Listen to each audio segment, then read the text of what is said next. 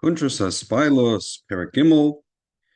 In the previous parak Beis, we explained the five levels of the hispaalus of the inspiration of the nefesh hativis, of the natural soul, according to nefesh ruach neshama chai and yechida. Now in parak the Miteller will explain the difference between the nefesh hativis and the nefesh elokis as a preparation for explaining the five levels of hispaalus of the nefesh elokis in parak Daled. And hey. Okay, let's get started. Parak Gimel. Hine, kol b'chinas. Make this a little bigger.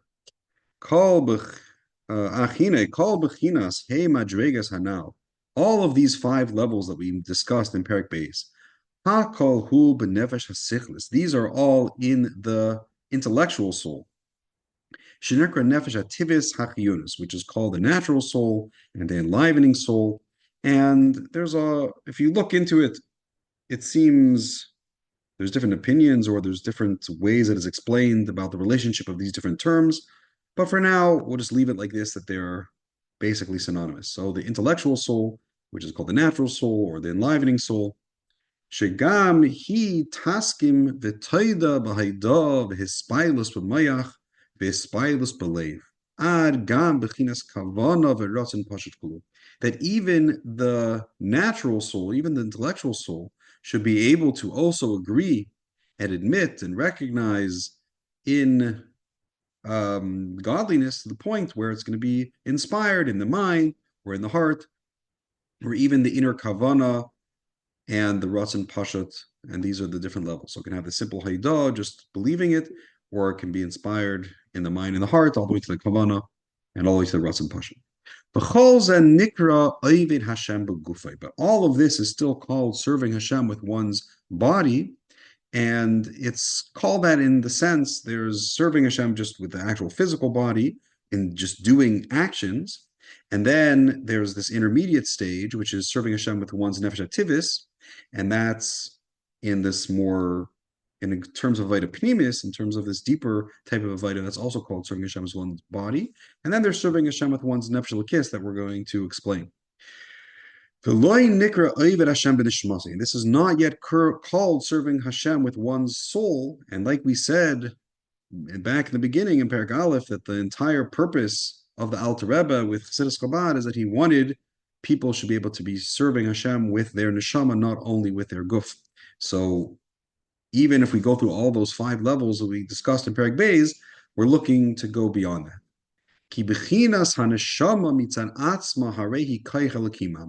Because the issue with all those levels is that they're really based on human intellect. And we're looking to have something come from the nefesh elokis, which is a godly kayach, and it's expressed in a godly emunah that's higher than tavadas, higher than understanding, like we're going to see. So this is literally a godly kayach. And all of the five levels of the nefesh elokis, it's all literally a godly inspiration. And it's not at all a bodily inspiration. It's not based on human intellect or some sort of a cheshbon that has to do with how this is good for me in the world, or anticipating that I'm going to get Gan Eden or Olam Haba or some sort of benefit with some sort of a cheshbon like that. It's completely intrinsic, like we'll see. It's only that this inspiration of the godly soul comes down into the physical mind and heart. And so it becomes melubash in some sort of hisbainus in the physical mind, and it becomes felt in the physical heart, but it's really coming from something higher. It's just shining into that. And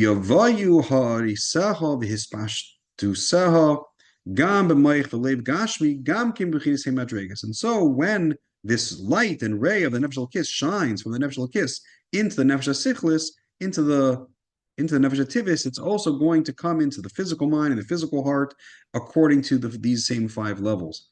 And so the lavush for the yechida is going to be the yechida of the nefesh hativis. The lavush for the yechida, the chai of nefesh elokis will be the chai of the nefesh hativis. And so it's going to use those five levels that we had before as kalim for this light of the nefesh elokis, which is higher. And that's why it's also important to have those previous levels to refine the nefesh hativis, because that refines the keli and allows the nefesh elokis to shine in. But we don't want to just have the keli, we want to have a body with a soul. We want the soul to be shining into it. V'hayeser tachtain, and the lowest level of the nefesh elokis, umashe yargish halev hispilus elokus shel hanashama hanal.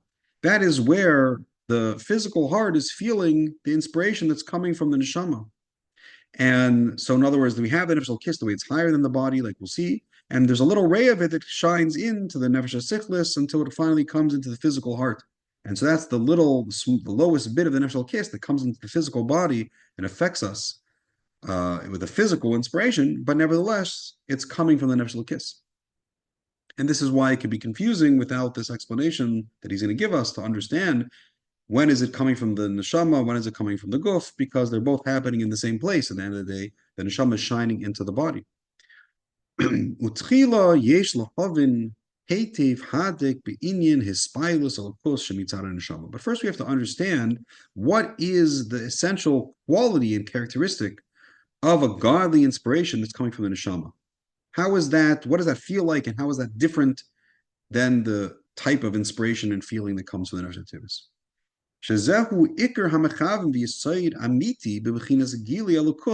Like we said previously, that this, to have this inspiration from the godly soul, from the nefesh elokis, that's the ultimate purpose and the foundation of this idea of having godliness revealed in us, which is the purpose of Chassidus. And this is the ultimate goal and purpose of Chassidus and our Hisbaitinus. Why are we studying it and contemplating it? It's all that we should get this awareness of the Nefesh elokis. Like as we said, first we have to do a Hisbaitinus to refine the Nefesh hativus so that it should be able to agree and appreciate it and be a keli for it, but then we want the Nefesh elokis to be able to shine in there. And this is the dvekus. In other words, we have this essential connection from the nefesh elokis that's constant. It's just because of the way God made us. It's not based on our choice or our avodah. He just gave us a nefesh elokis, and therefore we have this literal piece of Hashem that's always connected to Him, and that's what we want to shine in and get plugged in to our minds and our hearts, as opposed to a hisbaitinus that's just based on human intellect, where it's being inspired without that. So this is the ultimate goal, is that we should reveal this. Shenikra chayim atzmiyim, and like we said, this is called an essential life. It's intrinsic, just that the soul loves God and is connected to God. It's just because that's who it is. Ukamaisha kosov, like it says, v'atem hadvekim ba'Hashem chulu chayim chulu. Like we said, that you that are connected to Hashem, you are alive. So this, we want to be living with this essential life of our nefesh elokis. V'chein, and similarly it says, kihu chayecha, because it's your life. There, like we said before, that's the idea of bringing this dvekus into our minds and hearts in a way of ava.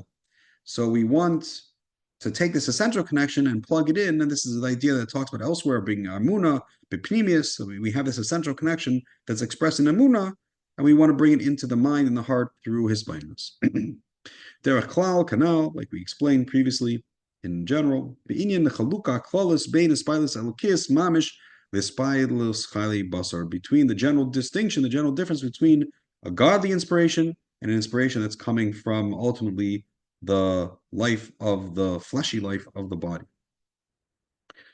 And again, this is the general idea that if a person is doing some sort of hisbaitinus that's based on what's good for me in terms starting from the perspective of the body, or starting from the perspective of the world and appreciating God, that's always an indirect appreciation, as opposed to nefesh elokis, which appreciates it directly, like we'll see. V'hine sarech lefarish levayir sicha noazu, but we have to explain this nice talk, this nice idea, because we see davar hafle v'fela, this wondrous thing. We see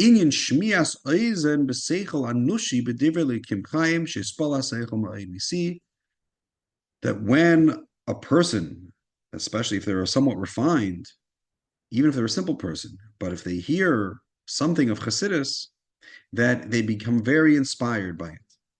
You can't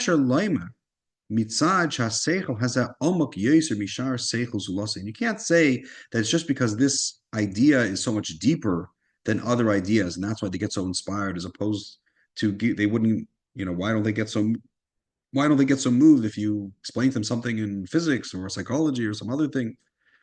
There are many ideas that are maybe deeper and more broad ideas than what you explained to them right now. So sometimes you could take a simple idea in a Chassidus, but somehow you see that it really clicks with a person. It really connects to them and moves them in a very deep way. And there's this beautiful long story about this where the Frierdiker Rebbe describes how the Alter Rebbe wanted Chassidus to be for everyone, and how even simple Jews that, if they're refined, they can really connect and be inspired with an Nefesh Kiss in a very deep way. And he goes through a long story describing what kind of Jews these are, and he ends off with the story about how the Baal Shem Tov sent a simple chassid to go send regards to the Maggid of Mizrich before he became Rebbe, when he was just working as a simple Malamed. And so he came there, and the Maggid lived in a very poor hut, and he was teaching his students. He said, "Please come back later when I'm done." And so this simple chassid went out to the market. There he met another chassid that was a friend of his, and they said they were going to go together, decided to go together to do this mission of Baal Shem Tov. And that night they came back, and they saw how the Maggid's house was. He just had a few blocks of wood and boards that he used as benches, and now he rearranged them to be beds. And they were like astonished at his poverty. And so this merchant said, "I'm not such a big wealthy person, but in my house, at least I have a chair and a bed and a table and all these things and a lamp." And so the Maggid said, the home is taka different. And he didn't explain more than that, but from just those few words that he said, they right away appreciated the message that this whole world is not our true life, and it's not really our home. And the Frierdiker elaborates at this at length. It's a very beautiful, sikha or whatever, talk about it. But this is this idea that you see sometimes. You'll say an idea to somebody, and they'll get very moved and very inspired because it clicks with them, and it clicks with their neshama in a very deep way. It wakes up their emunah. And I experienced this also the opposite, where saying to somebody that's not Jewish, that this idea that we say that there's really Einam about it is nothing except for Hashem, and they were like right away like, "Oh no, we don't believe that." And I was astonished because I'm used to telling it to people and it just clicks with them. And so you see that there's this idea that some of these ideas connect to a person in a way that's beyond Tam V'das. And this is what we're talking about here. V'gam hini anu royim, we also see b'chush tangibly. Sheyesh seichel ish shemispol b'yeser b'shmiyasei v'yesh ein mispol klal klal, that there are some people that they hear the same idea and they get very moved and very inspired, and other people it doesn't affect them at all. Like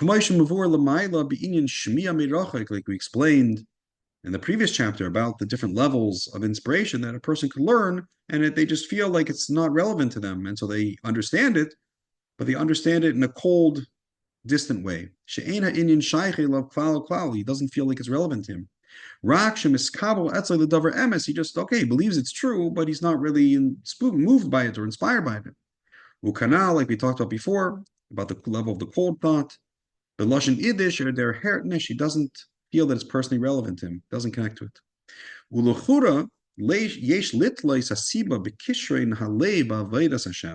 So seemingly our initial naive intuition would be to say, "Oh, it depends how refined the person is or how from they are." And so it depends on how much of a receptiveness their heart has to the service of Hashem. That this one serves Hashem with this greater, Kishrin kind of means like a talent, but here it's just a predisposition to it. The Aina came, but we see that this is not the so. You can't really correlate how somebody could be very religious, and as far as doing Torah mitzvahs, a lot of Yir Shemayim, and they don't get so inspired necessarily from Chassidus, and somebody else could get very, very inspired, but maybe they're not as religious. I'm sorry, you could have somebody that is really God-fearing and very sincere in his service of Hashem. So he has that kishra, and he has that predisposition to it, or that preparation for it. But some people, they're just very earthy people, and they don't relate to these kind of spiritual things. Doesn't move them or turn them on so much, or it's hard for them to get inspired. Like we see this from clear experience. And I've experienced this learning with different people, that some people, they hear something right away, they get very inspired, and somebody else, they're very committed and good heart, but they're just very earthy and they don't get moved by intellectual things like this.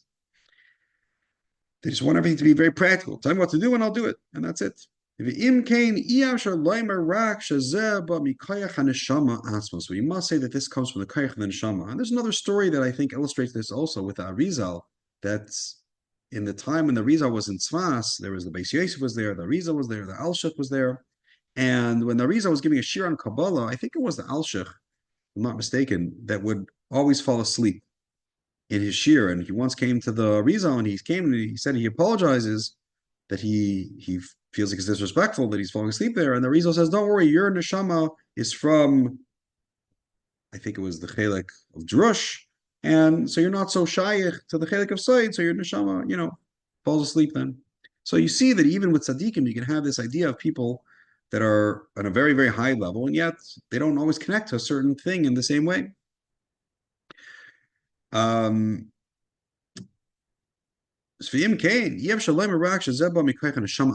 it's really must be coming from the shirish and the neshama, what level their neshama is, or the nefesh kiss, not just the refinement of their nefesh ativus.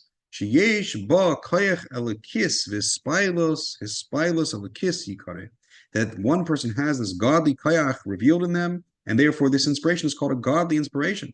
In other words, it's not something that's made from us, from our choice, from our vaida. It's not dependent on that. It just comes from something above, that God created the person and he gave them this higher level of neshama or low level of neshama. And there are things we can do to be zeicha to it, but this is, I think, the idea, the Pshat and Tanya, where he talks about Baras Tzadik and Baras Rishayim, that every person is created with a different level. Some people are level of nefesh, some ruach, neshama, chay, yechida, and depending on what level they're on, they're going to be inspired in different ways. The Haini mitzad elukus bilvan, this is just coming from the elukus. Al came b'shmiyase b'bechinas elukus tispal hanefesh elukis hispilus elukus mitzad makar chayso bilvan. And so when he hears a godly idea, his nefesh elukis gets inspired just because of its root, of where it comes from, what level it's on. Ubazeh yesh chiluki madreges, and in this there's different levels. Some people are on level of nefesh, some people on a higher level. Yesh shehem b'bechinas nefesh bilvan. Al came lo yispol kol kach. Some are just on the level of nefesh, and they can be very, very 100% committed to serving Hashem in action. But when it comes to these kind of things, they don't get so emotionally or intellectually moved. And other people are maybe from the level of ruach or neshama or different things. Maybe chinas ruach, yispol yeser, somebody on the level of ruach will be more inspired, etc., etc. Okay, so this is the general idea, that we have the nefesh hativis, which depends on our work and our hispainos to create a love and fear, and a person can climb through those 5 levels we discussed. And then there's this higher thing that's coming from the Nefesh Kiss, that's just comes from God, that he makes a certain way, it gives a person a certain sharish and neshama, and again, through Torah mitzvahs and avodah, a person can merit to reveal deeper levels of the neshama, but in general, it's something that's really coming from above, and it's just the intrinsic nature of a person. Amnam tchila yesh lahavim beikr inin hafesh bein espilus alakis shemitzad neshama l'espilus nefesh hasiklis hativis b'mayich v'leiv kanal. But we need first to understand what is this main difference between the inspiration that's coming when it's a godly inspiration from the neshama versus the inspiration of the intellectual soul, the natural soul that's coming in the mind and the heart based on the hisbainunos in terms of the person and the world and things like that. What's the difference? What is the difference between these? They seem like it's the same thing. You're doing this bonus, you're learning the same mimer, you're thinking about the same things, and it's happening in the same mind and heart. This is the difference in short. When the neshama, the nefesh kiss, is inspired from godliness, even though it's coming through understanding, from learning a mimer or sicha and thinking about it and things like that, to kai gavna. It's all purely a godly thing. Even the understanding. In other words, it's really something that's higher than understanding. It's really an emunah. It's like if there's something that you saw and you experienced and you're trying to explain it to somebody else. You don't know it based on the words and the explanation and the logic. You know it because you experienced it. And so the nefesh kiss experiences it in an essential way, and it's just the intellect helps it find words to capture that and express it or to wake it up. But it's really a higher essential thing. Shaharei hi hasaga elokis mamish, because it's really a godly understanding. And so the understanding of the nefesh ativis cannot compare to it. It's a completely different type of perspective.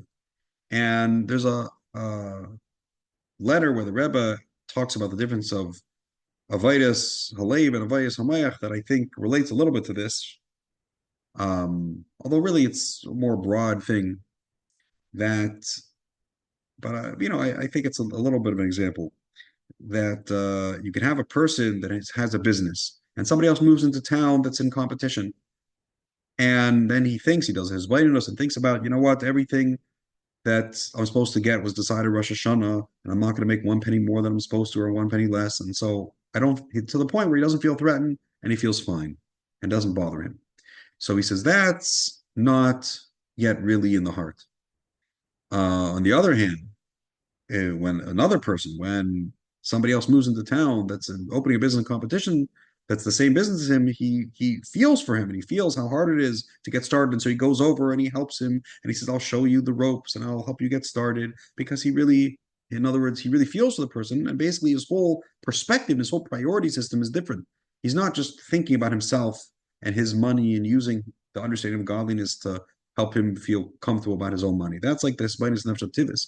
Here he's looking and saying, here's another Jew, and I appreciate the value of that intrinsically, and I want to go help him. And he's not thinking about himself; he's thinking about something higher. And so the whole his blindness and the whole thing he's getting excited, his seichel and his midas, it's all a completely different level. It's all a godly thing that he's looking to help and contribute and bring goodness and things like that. And his whole priority system is different. Anyway, so the whole understanding of the way he looks at the situation is in a godly way. And one of the things about this godly type of understanding also is that it's looking to be mashpia, just to contribute and to spread goodness and to do good.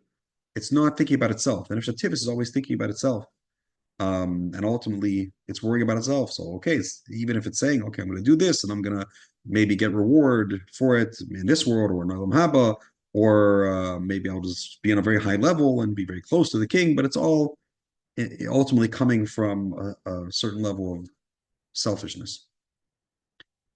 Okay, and so the understanding, the whole perspective of nefesh ativis is completely immature and physical and removed from the perspective of a nefesh kiss, like the Rambam describes, like the difference between trying to explain color to a blind person. So the nefesh ativis is blind; it just doesn't appreciate the intrinsic value of these things. So you could give it explanations, but it's not really getting it. It's getting it in an indirect way. While the nefesh kiss appreciates the intrinsic value of wanting to know the truth because it's true and do what's right because it's right, and just help another person for the sake of doing it because of the right thing. Even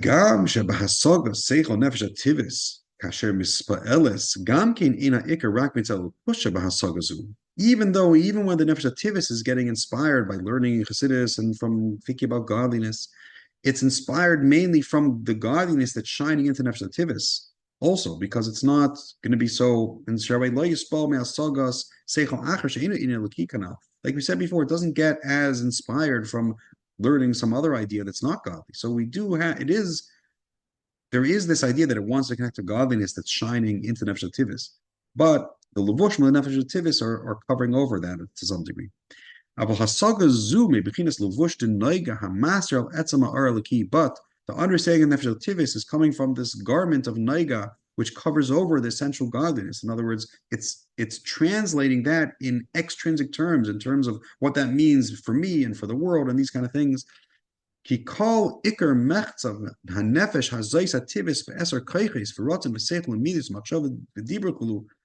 the essential source where this nefesh ativis comes from, and all of its 10 kaiches and its levushim, it all comes from this garment of naiga, which is a mixture of good and bad. And so it's able to appreciate the goodliness of Torah mitzvahs, which is the good side of it. And so it makes these cheshbainos about I'm serving Hashem and I'm going to get brachas and all these kind of things. But there's also a certain bad there that there's a certain ego and a certain level. Kemaimer Azal, like our sages say, Hayidua, the famous teaching, it's a gimushu tafin ba'adam. There are three partners in making a person. Av ve'em amshichim nefesh tivis. The father and mother bring the body, the physical, and the animal soul. Midas v'seichel anushi, the midas and the human intellect chulu. HaKadosh Baruch Hu naisim by neshama halakis, and God puts in the godly soul that's higher than what we can do and we can understand. Kumaisha kosa, like it says, v'ata nafachta bi, that you blew into me.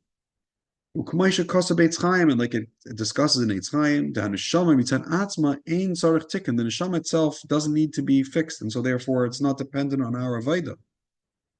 It comes from the word of tikkun, which God already fixed for us, and that's the word of atzilus, where everything is already godly and it's already complete. And so we have this thing that just has this intrinsic value and this intrinsic perfection, and it's just about looking to express it and reveal it and spread that light. That's where the nefesh kiss is. As in contrast, the nefesh tivis is the idea of our avodah, to try to learn and grow and work on ourselves. Even the lowest neshama, even the lowest nefesh kiss that comes only from nefesh of asiyah, but shining into it are the kelim of zerampin of atzilus. Kiyadu, as is known, the lamed kelim de zerampin naisim nefesh ruach neshama bibiyachulu. That it says that in atzilus each of the spheres has kelim, and the kelim are made up of three: reish, teich, seif, the inside, the middle, and the outside.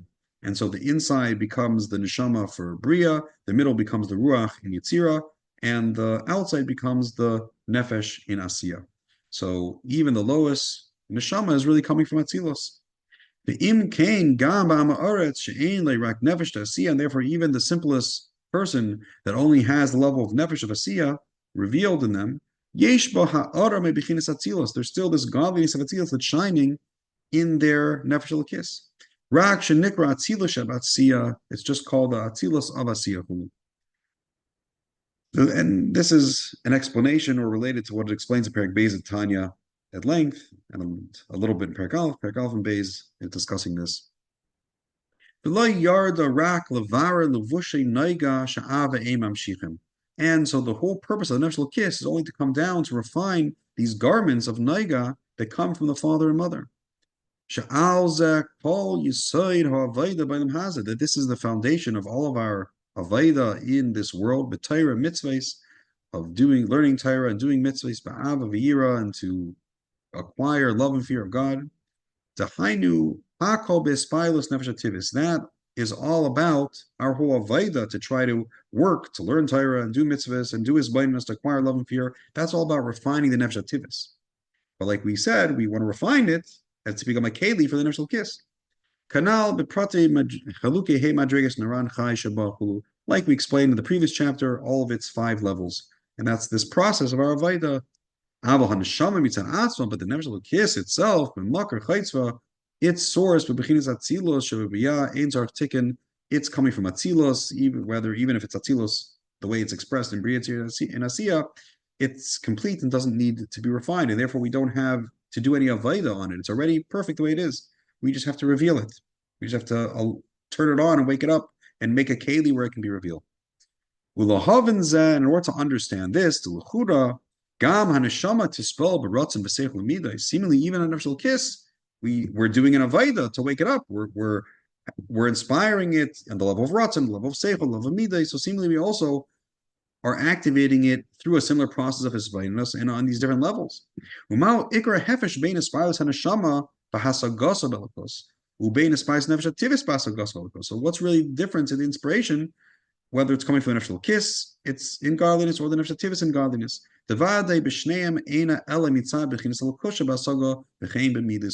Either way, it's really coming from the godliness. So, like we said, in short, the difference is that it's coming through this levush noiga, but we want to understand more clearly what that is, so we can find that experience in ourselves and recognize what part of us is the nefesh tivis and what part of us is the nefesh kiss. Okay, and let's stop for here for now.